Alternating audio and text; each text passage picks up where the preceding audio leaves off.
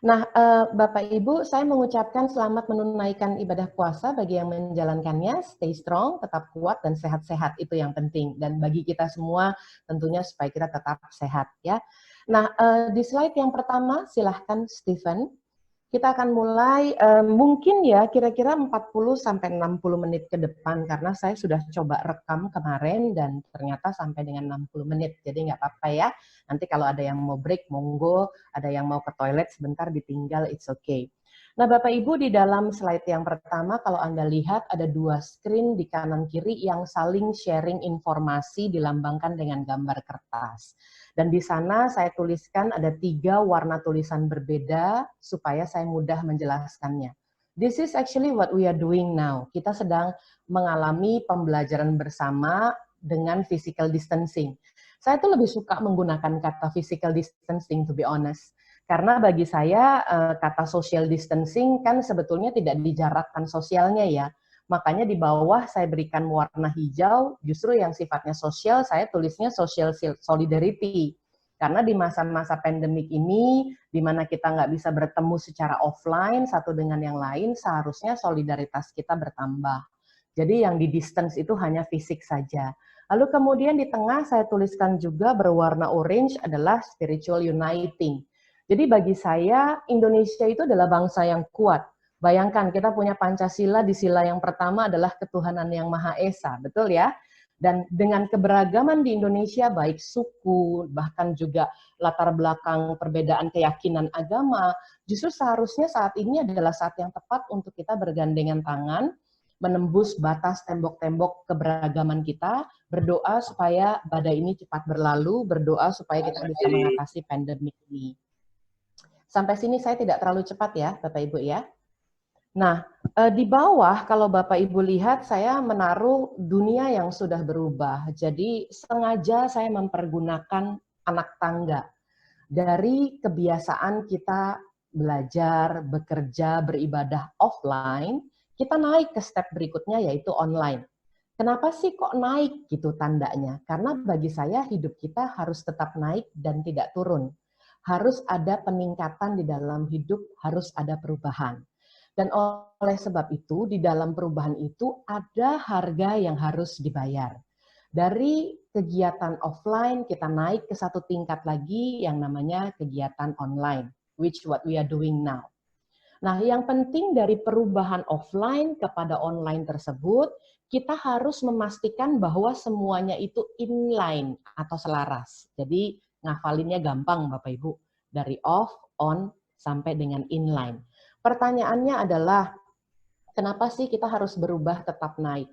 Begini, saya percaya segala sesuatu yang terjadi di dunia ini itu sifatnya sementara. Artinya, apapun juga yang terjadi di dunia ini ada masa kadaluarsanya. Ada masanya, ada musimnya. Kalau kita bicara tentang kekekalan, hidup kekal itu tidak ada di dunia. Hidup kekal adanya di surga. Kita sama-sama percaya itu, ya. Jadi segala sesuatu yang terjadi di dunia selalu sifatnya sementara dan selalu harus berubah. Maka paradigma kita masukkan dalam pemikiran yang benar, yaitu COVID-19, pandemik dan outbreak yang terjadi di dunia sifatnya sementara. Jadi jangan worry too much. Sifatnya sementara, badai itu sifatnya sementara dan pasti akan berlalu. Respon kita dalam menghadapi badai tersebutlah yang menentukan apakah kita mau berserah kepada Tuhan atau kita mau menyerah kepada keadaan. Semuanya terserah kepada pilihan Anda. Nah, judul ini, topik ini, ada kemiripan kata antara berserah, terus menyerah, terus terserah gitu ya. Padahal kalau kita lihat lebih dalam lagi, itu maknanya jauh berbeda. Dan bahkan yang sering terjadi adalah manusia itu tidak memilih modenya. Seharusnya kita sebagai pemimpin, sebagai pemilik perusahaan, sebagai profesional, itu memilih mode-nya kita dulu. Apakah sekarang kita mau berserah atau menyerah, itu harus dipilih. Unfortunately, kebanyakan dari kita nggak berani memilihnya. Bahkan mengambil satu keputusan yang tidak ada di antara dua hal tersebut, yaitu pasrah. Setuju ya? Mestinya berserah atau menyerah, nggak ngambil nih pilihannya, malah ngambil yang tengah yaitu pasrah. Nah, pasrah adalah sebuah kata yang sering dikaitkan dengan keberadaan kita yang tak berdaya. Tapi nanti saya akan jelaskan, beda sekali. Dalam bahasa Inggrisnya itu kalau berserah, surrender. Dan menyerah itu kita menggunakan kata give up. Tetapi waktu kita lihat dalam bahasa Inggris kata pasrah, itu artinya sangat berbeda. Di slide-slide berikutnya nanti saya akan jelaskan, saya balik dulu ke slide yang pertama. Yang harus kita pastikan adalah pada saat hidup kita ini naik dari kegiatan offline menuju kegiatan online, itu akan sangat menolong kita untuk berbuat ataupun mengambil keputusan dan bertindak jauh lebih cepat. Makanya yang penting harus diselaraskan atau inline. Inline dengan apa? Di slide yang kedua, saya memaparkan tentang apa yang harus kita lakukan di dalam era industri 4.0. Stephen, silahkan. Dalam slide yang kedua, inline-nya kita, keselarasannya kita, itu harus ada di sana. Nah, di industri 4.0, ini mungkin Stephen belum selesai untuk share screen, boleh diklik sekali lagi. Baik, terima kasih. Kalau Anda lihat, ada paparan tentang industri 4.0. Bapak Ibu, Anda suka atau tidak suka, Anda siap atau tidak siap, kita sudah ada di industri 4.0 yang cepatnya luar biasa, yang mengharuskan kita, well, sometimes by force, untuk pindah dari kegiatan offline kepada kegiatan online. Nah, kalau saya jelaskan Anda secara singkat pemaparan tentang industri yang berkembang ini, saya percaya Anda juga sudah well updated, dan ini pernah saya bawakan pada saat acara workshop X2 November tahun lalu. Dengan cepat supaya kita ada di dalam fase yang sama. Industri 1.0 adalah tempat di mana fokus dari kita kepada labor atau para pekerja. Nah, atensinya adalah bagaimana menciptakan produk, karena masa itu kan setelah selesai Perang Dunia. Lalu kemudian pindah ke industri 2.0, di mana fokus kita bukan lagi kepada labor, tapi kepada production and massification. Jadi artinya dari produk-produk yang sudah diciptakan di industri 1.0, itu dibuatnya secara volume lebih besar lagi. Dan di industri 3.0, itu fokusnya lebih kepada accuracy and efficiency. Jadi apa yang sudah dibuat dalam jumlah besar diperhitungkan lagi supaya mendapat margin profit yang lebih baik. Maka di industri 3.0 atensinya lebih kepada cost efficiency. Nah, ini sudah lewat Bapak Ibu. Makanya saya katakan pindah dari offline kepada online harus inline, karena kita sekarang adanya di sisi paling kanan, yaitu industri 4.0. Di mana fokus kita lebih kepada speed and customization. Bagaimana mungkin kita dapat memberikan pelayanan yang ekstra kepada customer kita dengan kecepatan yang luar biasa jika kita tidak mengaktifkan online kita. Maka di sana atensinya menjadi ke arah customer satisfaction. Bagaimana para pelanggan kita, para klien kita, itu mendapatkan kepuasan sesuai dengan hal yang mereka harapkan. Nah, artinya apapun yang terjadi saat ini, saya percaya selalu mendatangkan kebaikan. Maaf, saya mau berikan satu buah statement ini. Jikalau tidak karena pandemik ini terjadi, mungkin kita tidak pernah berpikir mengadakan Zoom meeting seperti ini. Jika tidak karena pandemik ini, mungkin kita nggak pernah berpikir bagaimana caranya untuk memberikan layanan virtual bagi para nasabah atau klien kita tentang misalnya properti yang mau mereka beli, gitu ya. Jadi untuk segala sesuatu selalu mendatangkan kebaikan. Mengapa kita harus bergerak dengan cepat? Di slide yang ketiga, Stephen boleh silakan sharing kan? Adalah hal yang fundamental, adalah hal yang sangat mendasar. Di dalam slide saya yang ketiga, itu ada sebuah pernyataan yang dikatakan oleh Rupert Murdoch. Ya. Rupert Murdoch mengatakan begini, memang kita harus berubah sih. Kenapa? Karena the world is changing very fast. Perusahaan-perusahaan yang besar, yang punya manpower banyak, mungkin modalnya besar, bahkan lahannya luas, itu tidak lagi menguasai.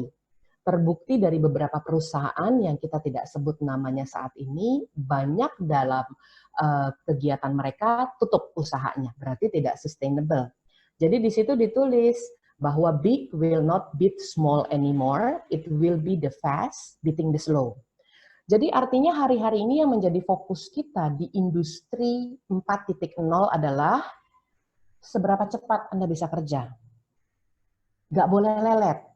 Jadi jangan bangga bahwa perusahaan kita itu besar. Banggalah kalau perusahaan kita cepat. Bersyukur kalau sudah cepat, besar juga, kan gitu. Tapi fokusnya harus kepada seberapa cepat, karena Industri 4.0 bicara tentang speed and customization. Nah, era ini bahwa dunia itu berganti dengan cepatnya luar biasa, unavoidable, Bapak Ibu. Tapi saya paham benar bahwa untuk kita mengikutinya, nggak semua perusahaan itu siap. Makanya di slide berikutnya, Stephen boleh di-sharingkan. Era kecepatan ini yang terus-menerus terakselerasi disebutlah sebagai disruption era. Saya berikan latar belakang kuning supaya terlihat bahwa disruption itu adalah gabungan dari dua buah kata, disruptif yang artinya mengganggu, dan innovation. Lucu ya, mengganggu tapi membawa inovasi, kan gitu. Hal ini karena adanya pergeseran model bisnis. Ini semuanya, bukan hanya properti saja. Pergeseran model bisnis dari era analog kepada era digital. Dengan inovasi digital yang membuat segalanya jadi lebih mudah. Artinya jadi lebih mudah adalah semuanya serba cepat. Kalau Anda tahu banyak perusahaan-perusahaan baru sekarang lahir ya, yang biasa disebut juga dengan unicorn, mereka bergerak dengan cepat, tapi kalau ditanya kantornya ada di mana yang luas tanahnya sekian, enggak ada, Bapak Ibu. Justru mereka memilikinya lebih ke arah virtual office atau lebih dikatakan sebagai sharing office gitu ya. Sola sendiri juga sering make joke sih kalau ditanya Sola itu kantornya di mana. Sola kantornya ada di The Breeze, tapi saya sering jawab Sola itu kantornya di MPR, mall, plaza, restoran gitu ya. Karena kami sering bertemu dengan klien justru di 3 tempat itu dibandingkan dengan ruang meeting di kantor. Nah, era disruption ini adalah era yang kita sudah masuk di dalamnya. Bapak Ibu coba perhatikan bahwa dari offline, ya mungkin kita nggak nyaman sih meeting pindah ke online, tapi itu menolong kita berubah. Dengan tadi ya catatannya segala sesuatu yang terjadi di dunia ini pasti sementara dan perlu berubah. Lalu kemudian era disruption ini kenapa jadi penting buat kita mempersiapkan diri ke depan? Slide berikutnya adalah slide nomor 5 yang saya masukkan data box di dalamnya. Coba Bapak Ibu perhatikan data ini sumbernya dari Badan Pusat Statistik di 2019 yang memprediksikan jumlah penduduk di Indonesia tahun 2020 yaitu sekarang adalah 270 juta. Nah, kalau Bapak Ibu lihat yang kuning itu perempuan, yang biru agak abu-abu itu laki-laki ya. Dan jumlah ini adalah merupakan sebuah keuntungan saat ini bagi Indonesia. Karena Indonesia dikatakan memiliki bonus demografi. Bapak Ibu, if you are fully aware bahwa bentuk demografi Indonesia adalah seperti diamond. Tangan saya menunjukkan bentuk diamond. Artinya bagian tengahnya itu lebih besar. Bagian tengah adalah bagian usia produktif jauh lebih besar daripada usia non-produktif. Di mana Jepang itu memiliki demografi yang berbentuk seperti huruf V. Jadi jumlah untuk yang produktif lebih kecil daripada jumlah yang non-produktif. Nah, ini adalah sebuah keuntungan jika kita dapat melihatnya dengan kacamata yang lebih positif. Artinya dengan bonus demografi tersebut, saya mencoba menghitungnya. Di kiri atas, itu saya menambahkan kolom kotak berwarna merah. Yang saya tambahkan adalah dari usia 10, ini agak naik sedikit ternyata ya, Stephen mestinya agak turun, tapi saya sebutkan saja. Usia 10 sampai dengan usia 49. Kenapa saya ambil usia itu? Padahal WHO berkata bahwa pemuda itu usianya sampai dengan 60. Jadi bagi Bapak Ibu yang saat ini join in dan usianya belum 60 atau pas 60, saya mau kasih tahu ya, bro, sis, Anda masih muda. Karena WHO bilang sampai 60 tahun tuh yang namanya pemuda ya.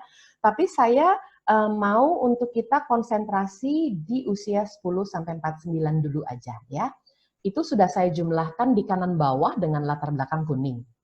Latar belakang kuning menambah jumlah perempuan dan laki-laki di usia tersebut, ada tulisan berwarna merah, yaitu 167 juta jiwa, 167.740.000 jiwa, atau 62,12%. Bayangkan loh, market terbesar kita itu adanya di usia-usia yang muda, atau disebut dengan generation yang jauh lebih muda daripada generation tradisionalis dan builders. Nah, kalau Bapak Ibu lihat di kiri bawah itu artinya 56% dari jumlah populasi itu adalah pengguna sosial media.